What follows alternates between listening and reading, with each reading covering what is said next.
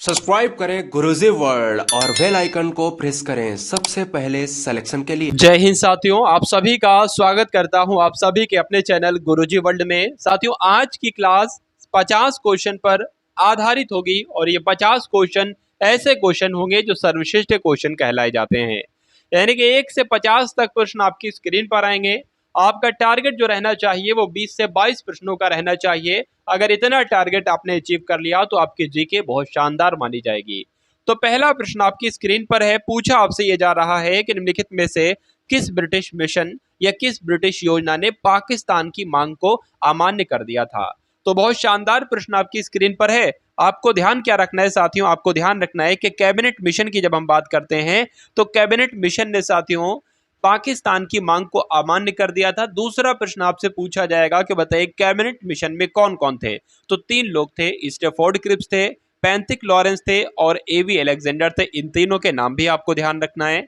अब उसके बाद देखिए अगले नंबर का प्रश्न आपसे पूछा जा रहा है कि भारत छोड़ो आंदोलन या अगस्त आंदोलन भी कह सकते हैं, ये 8 अगस्त 1942 को महात्मा गांधी जी के द्वारा अखिल भारतीय कांग्रेस समिति के कहां के सत्र में चलाया गया एक आंदोलन था। चलिए, तो कहां के सत्र में साथियों चलाया गया, तो मुंबई में चलाया गया था। उस समय बंबई कहा जाता था।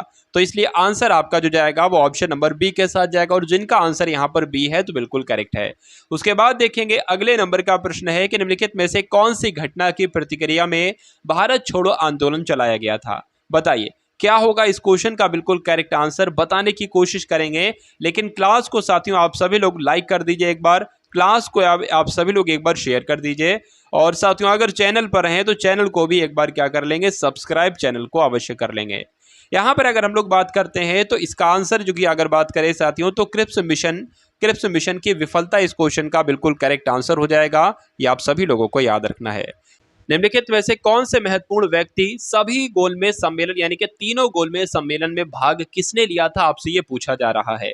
देखिए अगर बात करें कुल मिला के कितने गोलमेज सम्मेलन हुए थे तो यहाँ पर लिखा हुआ 3 गोलमेज सम्मेलन हुए थे। कहां पर ये तीनों गोलमेज सम्मेलन हुए थे, तो लंदन में हुए थे। पहला गोलमेज सम्मेलन जो हुआ था ये कब हुआ था, 1930 में हुआ था। दूसरा 1931 में हुआ था और तीसरा 1932 में हुआ था। ये आपको ध्यान रखना है। तो साथियों अगर बात करें इस क्वेश्चन के राइट आंसर की तो भीमराव अंबेडकर एक ऐसे व्यक्ति हैं जिन्होंने इन तीनों गोलमेज सम्मेलन में भाग लिया था। इसलिए आंसर आपका किसके साथ जाएगा, ऑप्शन नंबर डी के साथ जाएगा।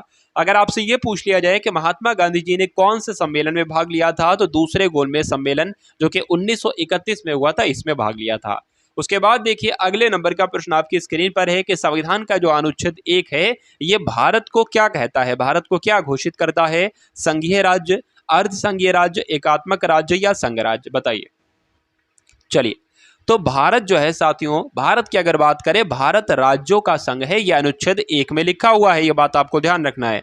तो भारत जो है साथियों राज्यों का संघ है यानी कि संघ राज्य इसको भारत को घोषित करता है अनुच्छेद 1। इसलिए आंसर आपका किस ऑप्शन के साथ जाएगा, ऑप्शन नंबर डी के साथ जाएगा। भाई बहुत बढ़िया, वेरी गुड क्लास। उसके बाद देखिए अगले नंबर का प्रश्न है कि भारत की स्वतंत्रता के समय कितनी रियासतें मौजूद थी, 560, 565, 570 या 575।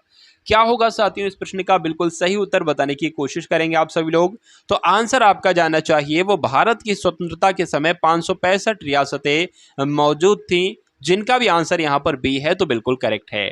अब उसके बाद देखिए कि भारतीय संविधान का कौन सा अनुच्छेद कहता है कि भारत राज्यों का एक संघ होगा। अनुच्छेद 1 कहता है, 2 कहता है या 3 कहता है या 4 कहता है। तो साथियों अभी मैंने आपको अभी बताया था कि भारत जो है ये राज्यों का संघ इसको कहा जाता है। और ऐसा कौन से अनुच्छेद में लिखा था, तो ऐसा अनुच्छेद 1 में लिखा था। इसलिए इस प्रश्न का आंसर आपका जो जाएगा वो ऑप्शन नंबर ए के साथ जाएगा और जिनका भी आंसर यहाँ पर साथियों ऑप्शन नंबर ए है तो बिल्कुल करेक्ट। भाई बहुत बढ़िया, very good class. Drafting committee के चेयरमैन कौन थे, आपसे ये पूछा जा रहा है। ड्राफ्टिंग कमेटी की अगर बात करें तो मसौदा समिति इसको कहा जाता है। तो अगर आपसे ये पूछा जाए कि मसौदा समिति के साथियों चेयरमैन कौन थे, तो आप लोग क्या बताओगे, भीमराव अंबेडकर थे। तो अगर आपसे ये पूछा जाए तो क्या ड्राफ्टिंग कमेटी का उत्तर चेंज हो जाएगा, बिल्कुल नहीं। यानी कि ड्राफ्टिंग कमेटी और मसौदा समिति एक थी तो इन दोनों के चेयरमैन भी तो साथियों एक ही होंगे। तो कुल मिला के आपको ध्यान रखना है भीमराव अंबेडकर इसके क्या थे, चेयरमैन थे। इसलिए आंसर आपका जो जाएगा वो ऑप्शन नंबर डी के साथ जाएगा। अब उसके बाद देखिए भारतीय संविधान को क्या माना जाता है? आपसे पूछा जा रहा है कि भारतीय संविधान को संघीय माना जाता है या एकात्मक माना जाता है, संसदीय माना जाता है या रूप विधान में संघीय और भावना में एकात्मक माना जाता है। चलिए, तो यहां पर साथियों आपका राइट आंसर क्या हो सकता है बताने की कोशिश करेंगे आप सभी लोग। तो जो बिल्कुल करेक्ट आंसर होगा साथियों, वो भारतीय संविधान की अगर बात करें तो रूप विधान में संघीय माना जाएगा, लेकिन भावना में इसको एकात्मक माना जाएगा। इसलिए जो लोग भी यहां पर ऑप्शन नंबर डी के साथ है, उन सभी का आंसर बिल्कुल करेक्ट आंसर हो जाता भी। बहुत बढ़िया, वेरी गुड क्लास। चलिए, उसके बाद देखिए नेक्स्ट नंबर का क्वेश्चन है कि निम्न में से कौन सी सर्वोच्च न्यायालय के न्यायाधीश कि सेवानिवृत्ति की सही आयु, यानी कि जो सुप्रीम कोर्ट के न्यायाधीश होते हैं ये कब रिटायर हो जाते हैं? 65 वर्ष की आयु में, 58 वर्ष की आयु में, 60 वर्ष की आयु में या 62 वर्ष की आयु में? तो आंसर आपका जो जा रहा है वो ऑप्शन नंबर ए के साथ जा रहा है, जो कि बिल्कुल करेक्ट आंसर आपका हो जाता है।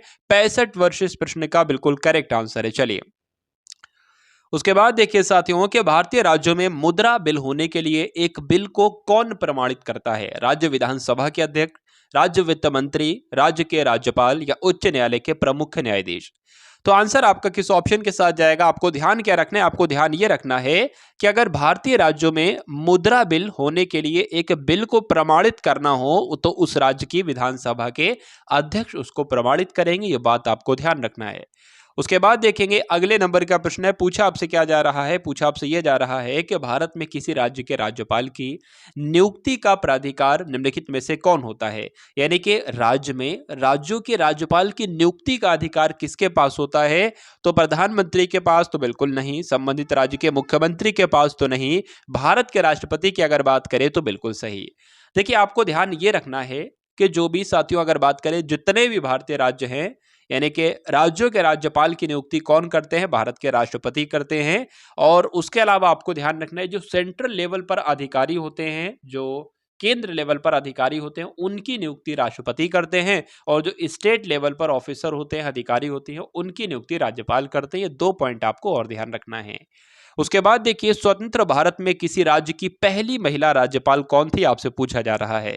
यानी कि जब भारत आजाद हो गया, जब भारत आजाद हो गया तो उस राज्य की, यानी कि जब भारत आजाद हो गया तो किसी भी राज्य की हमें चाहिए क्या है? हमें पहली महिला राज्यपाल जो बनी, अब वो किसी भी राज्य की हो, वो उत्तर प्रदेश की हो, वो मध्य प्रदेश की हो, पश्चिम बंगाल की हो, कहीं की भी हो, हमें सबसे पहले जो पहली महिला राज्यपाल बनी साथियों, वो सबसे पहली अगर बात करें कौन बनी तो सरोजिनी नायडू बनी।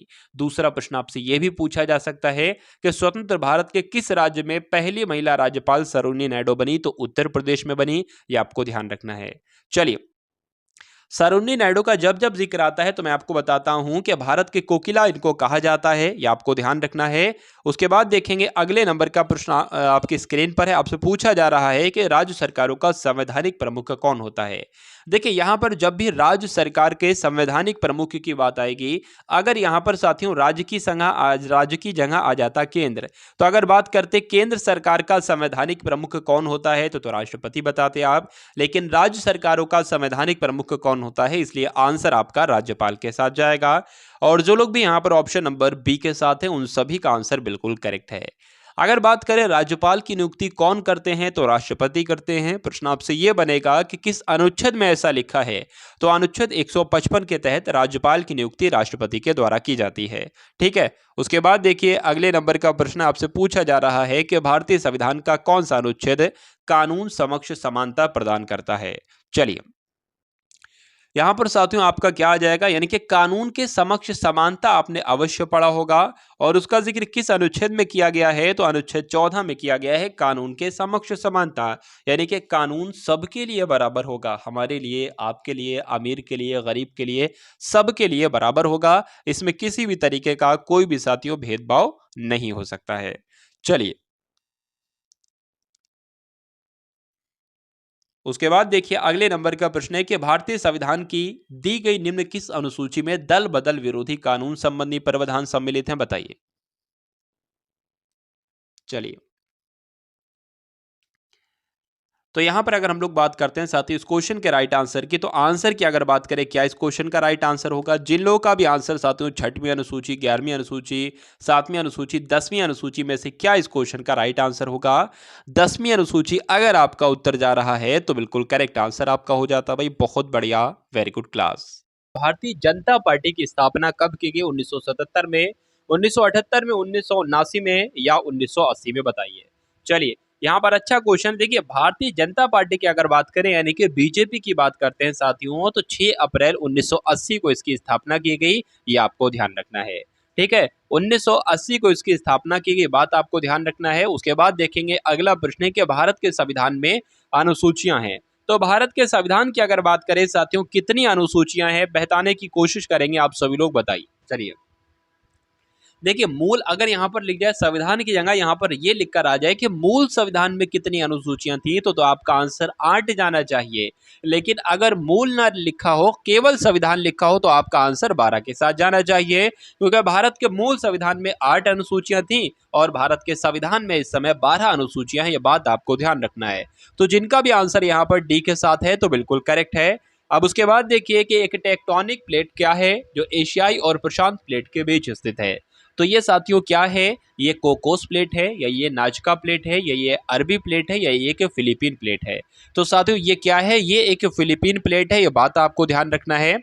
इसलिए आंसर आपका किस ऑप्शन के साथ जाएगा? ऑप्शन नंबर डी के साथ जाएगा भाई। बहुत बढ़िया, वेरी गुड क्लास। उसके बाद देखिए कि चंद्रमा की सतह पर कौन सा तत्व पाया जाता है? अच्छा क्वेश्चन है जो कि आपकी स्क्रीन पर आ चुका है। बताने की कोशिश कीजिए इस क्वेश्चन का राइट आंसर क्या होगा, बताइए। चलिए, अगर बात करें साथियों टाइटेनियम की, तो चंद्रमा की सतह पर कौन सा तत्व पाया जाता है? तो टाइटेनियम पाया जाता है। तो जो लोग भी यहाँ पर ऑप्शन नंबर डी के साथ हैं बिल्कुल करेक्ट हैं। अब उसके बाद देखिए कि चंद्रमा का आकार पृथ्वी के आकार का लगभग कितना है? बताइए। देखिए पृथ्वी की अगर हम लोग बात करें, पृथ्वी का साथियों की अगर हम लोग बात करें कि पृथ्वी का भूमध्य रेखीय व्यास कितना है? 12,756 है। और चंद्रमा की अगर व्यास की बात करते हैं तो 3,474 किलोमीटर है और उसका 12,756 किलोमीटर है। यह बात आपको ध्यान रखना है। तो अगर बात करें पृथ्वी के व्यास का लगभग कितना है साथियों? 27% है। ठीक है, 27% है। और चंद्रमा का आर पृथ्वी के आकार का लगभग कितना हो जाएगा साथियों? लगभग 1/4 हो जाएगा। इसलिए आपको यह ध्यान रखना है, क्या ध्यान रखना है कि चंद्रमा का आकार जो है पृथ्वी के आकार का 1/4 है। तो जो लोग भी यहाँ पर हैं ऑप्शन नंबर बी के साथ तो बिल्कुल करेक्ट हैं। उसके बाद देखिए साथियों कि किस ग्रह को लाल ग्रह के नाम से जाना जाता है? तो किस ग्रह को लाल ग्रह के नाम से जाना जाता है, ये आपसे साथियों पूछा जा रहा है, बताइए। चलिए, तो अगर बात करें साथियों लाल ग्रह किसे कहा जाता है? मंगल ग्रह को लाल ग्रह कहा जाता है। किसकी वजह से? आयरन ऑक्साइड की वजह से इसका रंग कैसा है साथियों? लाल ग्रह। ये बात आपको ध्यान रखना है। चलिए, तो जिन लोगों का भी आंसर यहाँ पर ऑप्शन नंबर ए के साथ है तो बिल्कुल सही है। उसके बाद देखिए आपके सामने जो क्वेश्चन है आपसे ये पूछा जा रहा है साथियों कि निम्नलिखित में से कौन सी नदी साथियों आपसे पूछी जा रही है? थोड़ा सा यहाँ पर कुछ मिस्टेक है। निम्नलिखित में से कौन सी नदी उत्तर पिनाकिनी के नाम से जानी जाती है? तो उत्तर पिनाकिनी के नाम से साथियों कौन सी नदी जानी जाती है, ये आपसे पूछा जा रहा है। तो यहाँ पर साथियों राइट आंसर की बात करें, कावेरी होगा, या साथियों ब्रह्मणी होगा, वैगई होगा, या पेन्नार होगा? बताइए। चलिए, तो आंसर आपका जो जाएगा वो पेन्नार के साथ जाएगा। यानी कि आपको ध्यान ये रखना है कि पेन्नार नदी को उत्तर पिनाकिनी के नाम से जाना जाता है, पेन्नार नदी को। ठीक है, तो जिन लोगों का भी आंसर यहाँ पर ऑप्शन नंबर डी के साथ है तो बिल्कुल करेक्ट आंसर हो जाता है आपका भाई। बहुत बढ़िया, वेरी गुड क्लास। उसके बाद देखिए नेक्स्ट नंबर का क्वेश्चन है कि निम्नलिखित में से कौन सी झील मणिपुर में स्थित है? तो साथियों यहाँ पर अगर बात करें मणिपुर में कौन सी झील स्थित है, तो लोकटक झील की बात करें तो लोकटक झील साथियों कहाँ पर स्थित है? मणिपुर में स्थित है। तो जो लोग भी यहाँ पर साथियों ऑप्शन नंबर बी के साथ है तो बिल्कुल करेक्ट है आंसर आपका भी। बहुत बढ़िया, वेरी गुड क्लास। उसके बाद देखिए कि चिल्का झील कहाँ पर स्थित है? पश्चिम बंगाल में, आंध्र प्रदेश में, ओडिशा में, या तमिलनाडु में? साथियों 25 क्वेश्चन यहाँ पर हो चुके हैं और अभी 25 क्वेश्चन आपके और बाकी हैं। तो अगर 25 क्वेश्चन तक आप लोग पहुंच गए हो तो 50वें क्वेश्चन को देख कर जाइएगा। यानी कि 25 बचे हुए क्वेश्चन को आप लोग देख कर जाएंगे तो मैं मानता हूं कि आपका रिवीजन हो जाएगा सामान्य ज्ञान का, क्योंकि हर एक टॉपिक से साथियों क्वेश्चन यहाँ पर लिए गए हैं। चलिए भाई, तो यहां पर अगर बात करें चिल्का झील स्थित है कहां पर स्थित है? तो ओडिशा में स्थित है। उसके बाद देखिए चिल्का झील ओडिशा राज्य में स्थित भारत की सबसे बड़ी खारे पानी की झील है। ये किसके दक्षिण ओर स्थित है? तो साथियों किसके दक्षिण ओर स्थित है आपसे ये पूछा जा रहा है, तो आंसर आपका जो जाएगा वो महानदी डेल्टा के दक्षिण में स्थित है। इसलिए आंसर अगर आपका है ऑप्शन नंबर डी तो बिल्कुल सही है। उसके बाद देखिए कि रोहतांग दर्रा भारत के किस राज्य में स्थित है? बताइए भाई। हिमाचल प्रदेश में है, जम्मू कश्मीर में है, उत्तराखंड में है या सिक्किम में है? बताइए। चलिए, यहाँ पर अगर हम लोग साथियों बात करते हैं तो हिमाचल प्रदेश आपको ध्यान रखना है, क्योंकि रोहतांग दर्रा कहाँ पर स्थित है? तो हिमाचल प्रदेश में स्थित है। नेक्स्ट नंबर का क्वेश्चन है, पूछा आपसे ये जा रहा है कि मसाई जनजाति के लोग लंबे, बहुत गहरे भूरे रंग की त्वचा वाले होते हैं, जो ज्यादातर दक्षिण अफ्रीका में पाए जाते हैं, मध्य एशिया में, या कांगो बेसिन में, या पूर्वी अफ्रीका में पाए जाते हैं। तो कहाँ पर पाए जाते हैं? मैं आपको प्रश्न पहले भी करा चुका हूं, तो पूर्वी अफ्रीका में पाए जाते हैं। इसलिए आंसर अगर आपका है ऑप्शन नंबर डी तो बिल्कुल करेक्ट है। उसके बाद देखिए कि पाक्योंग के उद्घाटन से पहले सिक्किम राज्य की राजधानी गंगटोक का निकटतम हवाई अड्डा कौन सा था? हो सकता हो ये आपकी परीक्षा में प्रश्न पूछ लिया जाए, तो आप लोग यहाँ पर ध्यान रखेंगे बागडोगरा जो था साथियों, ये गंगटोक का निकटतम हवाई अड्डा था। ठीक है, चलिए, और सिक्किम की राजधानी बता दी गई है, सिक्किम की राजधानी साथियों गंगटोक हो जाएगी। उसके बाद देखिए अगले नंबर का प्रश्न है कि प्रतिध्वनि सुनने के लिए स्रोत तथा परावर्तन सतह के बीच कितनी न्यूनतम दूरी होनी चाहिए? लगभग 12 मीटर, 17 मीटर, 27 मीटर या 37 मीटर। तो कितनी दूरी होनी चाहिए? 17 मीटर दूरी होनी चाहिए। अगर प्रतिध्वनि आपको सुनना है तो स्रोत और परावर्तन सतह के बीच न्यूनतम 17 मीटर की दूरी होनी चाहिए। उसके बाद देखिए कितने माप से अधिक ध्वनि को शोर का नाम दिया जाता है? बताइए। यानी कि अगर कितनी ध्वनि आने लगे तो उसको कहा जाएगा शोर होने लगा है? बताइए। चलिए, क्या इस क्वेश्चन का बिल्कुल करेक्ट आंसर होगा? बताने की कोशिश करेंगे आप सभी लोग, बताइए। तो जिनका भी आंसर 80 डेसिबल है तो बिल्कुल करेक्ट आंसर आपका हो जाता है। यानी कि 80 डेसिबल माप से जब थोड़ी अधिक ध्वनि हो जाती है तो उसको क्या कहा जाने लगता है? एक शोर का रूप वो ले लेती है। अगर 30 से 40 के डेसिबल के बीच ध्वनि रहती है तो इसको साधारण बातचीत कहा जाता है, कि साधारण बातचीत होती है तो चुभती आवाज वो नहीं है। अगर साथियों वही बातचीत अगर थोड़ी जोर से बातचीत होने लगे तो उसको वो 50 से 60 डेसिबल के बीच आ जाएगी। अगर वही साथी जो ट्रैक्टर वगैरह की आवाज़ होती है वो 90 से 100 के बीच होती है तो वो हमको थोड़ी असहज लगती है, यानी कि सुनने में उस समय में कोई दिक्कत लगती है साथियों। ठीक है, चलिए, तो उसके बाद इसका आंसर तो मैंने आपको बता दिया है। अब उसके बाद देखिए कि विद्युत चुंबक किससे तैयार किए जाते हैं? बताइए। विद्युत चुंबक साथियों जो होते हैं वो किससे तैयार किए जाते हैं? बताने की कोशिश करेंगे आप सभी लोग। क्या इस क्वेश्चन का राइट आंसर होगा? तो नरम लोहा अगर आपका उत्तर है तो बिल्कुल करेक्ट है। यानी कि साथियों नरम लोहे से विद्युत चुंबक तैयार किया जाता है। विद्युत चुंबक किससे तैयार किया जाता है? तो नरम लोहे से। उसके बाद देखिए न्यूट्रॉन की खोज किसने की? आपसे पूछा जा रहा है, बताइए। न्यूट्रॉन की खोज किसने की? जे थॉमसन ने, चैडविक ने, रदरफोर्ड ने या मोसले ने? तो यहाँ पर आंसर आपका जो जाना चाहिए वो चैडविक के साथ जाना चाहिए। और कब की खोज? 1932 में की। यानी कि न्यूट्रॉन की खोज जो की वो चैडविक ने की। और कब की साथियों? तो 1932 में की। तो जिनका भी आंसर ऑप्शन नंबर बी है बिल्कुल करेक्ट है। उसके बाद देखिए साथियों कि इलेक्ट्रॉन की खोज जो है वो किसके द्वारा की गई? गोल्डस्टीन के द्वारा, जे थॉमसन के द्वारा, जेम्स चैडविक के द्वारा या रदरफोर्ड के द्वारा? तो आपको ध्यान ये रखना है, न्यूट्रॉन की खोज मैं आपको बता चुका हूं चैडविक के द्वारा की गई। प्रोटॉन की खोज आपको ध्यान रखना है गोल्डस्टीन के द्वारा की गई। और इलेक्ट्रॉन की खोज साथियों जे थॉमसन के द्वारा की गई। इसलिए आंसर आपका किस ऑप्शन के साथ जाएगा? ऑप्शन नंबर ए के साथ जाएगा। अगर बात करें साथियों नाभिक की खोज किसने की? तो रदरफोर्ड के द्वारा नाभिक की खोज की गई। चलिए, नेक्स्ट नंबर का क्वेश्चन है कि त्वरित चांदी निम्नलिखित में से किसका एक उत्पाद है? तो त्वरित चांदी साथियों किसका एक उत्पाद है? आपसे पूछा जा रहा है। तो पारे का ये उत्पाद है। किसका? पारे का ये उत्पाद है। आंसर आपका ऑप्शन नंबर सी के साथ। उसके बाद देखिए 18 कैरेट सोने में तांबा या चांदी जैसी अन्य धातुओं का कितना प्रतिशत होता है? 18%, 25%, 2% या 5%? बताइए। चलिए, क्या इस प्रश्न का बिल्कुल सही उत्तर हो सकता है? तो आंसर आपका जो जाएगा वो 25% के साथ जाएगा। अगर 18 कैरेट का सोना है तो इस सोने में चांदी या तांबा जो होगी वो साथियों 25% कहा जा सकता है कि इसमें होगी। तो जो लोग भी यहाँ पर ऑप्शन नंबर बी के साथ है बिल्कुल करेक्ट है। उसके बाद देखिए प्लास्टर ऑफ पेरिस में सल्फेट का एक साथियों मही सफेद पाउडर होता है। चलिए, महीन होगा यहाँ पर, ठीक है, महीन सफेद पाउडर होता है। तो अगर बात करें इस क्वेश्चन का जो करेक्ट आपका आंसर हो सकता है वो कैल्शियम हो जाएगा। तो आंसर आपका किस ऑप्शन के साथ जाएगा? ऑप्शन नंबर बी के साथ जाएगा भाई, बहुत बढ़िया, वेरी गुड क्लास। चलिए उसके बाद देख लीजिए अगले नंबर का प्रश्न आपकी स्क्रीन पर है। आपसे पूछा क्या जा रहा है कि वॉशिंग सोडा है, तो वॉशिंग सोडा साथियों क्या है? सोडियम सल्फाइड है, सोडियम बाइकार्बोनेट है, सोडियम कार्बोनेट है या सोडियम बाइसल्फेट है? अगर बात करें आंसर की, करेक्ट आंसर आपका यहाँ पर जो होगा वो सोडियम कार्बोनेट के साथ जाएगा। यानी कि वॉशिंग सोडा क्या है? तो सोडियम कार्बोनेट है, बहुत बढ़िया भाई। उसके बाद देखिए नेक्स्ट नंबर का प्रश्न है कि भोजन में रसायन किस उद्देश्य से मिलाया जाता है?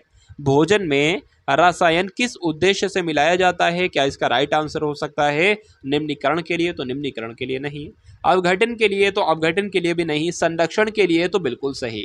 यानी कि भोजन में अगर रसायन मिलाया जाता है तो वो संरक्षण के लिए मिलाया जाता है, भोजन के संरक्षण के उद्देश्य से मिलाया जाता है रसायन, ये आपको ध्यान रखना है। उसके बाद देखिए कि पौधे अपने पोषक तत्व कहाँ से प्राप्त करते हैं? बताइए, क्लोरोफिल से, प्रकाश से, मिट्टी से या कहाँ से? तो पौधों की अगर बात करें ये अपने पोषक तत्व कहाँ से प्राप्त करेंगे साथियों? अपने पोषक तत्व मिट्टी से ही प्राप्त करेंगे। इसलिए आंसर अगर आपका जा रहा है ऑप्शन नंबर डी तो बिल्कुल करेक्ट है भाई, बहुत बढ़िया, वेरी गुड क्लास। उसके बाद देखिए नेक्स्ट नंबर का प्रश्न है कि जो घाव का अध्ययन होता है किसका? साथियों जो घाव का अध्ययन होता है इसको क्या कहा जाता है? कैलोलॉजी कहा जाएगा, ऑन्कोलॉजी कहा जाएगा, ट्रोमेट्रोलॉजी कहा जाएगा, ट्रोमेटोलॉजी कहा जाएगी या डर्मेटोलॉजी कहा जाएगा? तो घाव के अध्ययन को साथियों क्या कहा जाता है? ट्रोमेटोलॉजी कहा जाता है। इसलिए आंसर आपका किस ऑप्शन के साथ जाएगा? ऑप्शन नंबर सी के साथ जाएगा। अगर साथियों पूछ लिया जाए कि कैंसर के अध्ययन को क्या कहा जाता है, तो ऑन्कोलॉजी कहा जाता है कैंसर के अध्ययन को। त्वचा के अध्ययन को क्या कहा जाता है? तो डर्मेटोलॉजी कहा जाता है त्वचा के अध्ययन को। यह बात आपको साथियों ध्यान रखना है। और मनुष्य के सौंदर्य को क्या कहा जाता है? जो मनुष्य के सौंदर्य का अध्ययन होता है इसको कैलोलॉजी कहा जाता है। तो जितने मैंने आपको बताए हैं उतने आपको रखना है ध्यान। उसके बाद देखिए इनमें से सोडियम की कमी से हो सकता है उच्च रक्तचाप, निम्न रक्तचाप, दस्त या डिमेंशिया? बताइए। चलिए तो अगर बात करें साथियों जो लो ब्लड प्रेशर हो सकता है वो सोडियम की कमी से हो सकता है। तो ब्लड प्रेशर कह सकते हैं हम लोग इसको, कम ब्लड प्रेशर यानी कि डाउन ब्लड प्रेशर हो जाता है, लो हो जाता है, बीपी हाई हो जाता है, बीपी लो हो जाता है। तो लो बीपी साथियों सोडियम की कमी से हो सकता है। और कई सारे भी रीजन हो सकते हैं, ये भी हो सकता है। विटामिन ए की कमी से निम्नलिखित में से कौन सा रोग होता है? रिकेट्स, स्कर्वी, रतौंधी या पेलाग्रा? बताइए। चलिए यहाँ पर आंसर आपका किस ऑप्शन के साथ जाएगा? तो ऑप्शन नंबर सी के साथ जाएगा। आपको ध्यान क्या रखना है साथियों कि विटामिन ए की कमी से जो रोग होगा वो कौन सा होगा? वो रतौंधी होगा। इसलिए आंसर सभी का यहाँ पर ए सी के साथ जा रहा है जो कि बिल्कुल करेक्ट है। अब उसके बाद देखिए कि निम्नलिखित में से वह पौधा कौन सा है जो अपने भोजन के लिए कीटों को पकड़ लेता है? बताइए। अपने भोजन के लिए कीटों को पकड़ने वाला साथियों पौधे का नाम आपसे पूछा जा रहा है, तो उस पौधे का नाम क्या होगा? यूट्रिकुलेरिया होगा। ये बात आपको ध्यान रखना है। इसलिए आंसर आपका किस ऑप्शन के साथ जाएगा? ऑप्शन नंबर सी के साथ जाएगा। चलिए नेक्स्ट नंबर का प्रश्न है कि बहु औषधि चिकित्सा किसके संक्रमण के लिए है?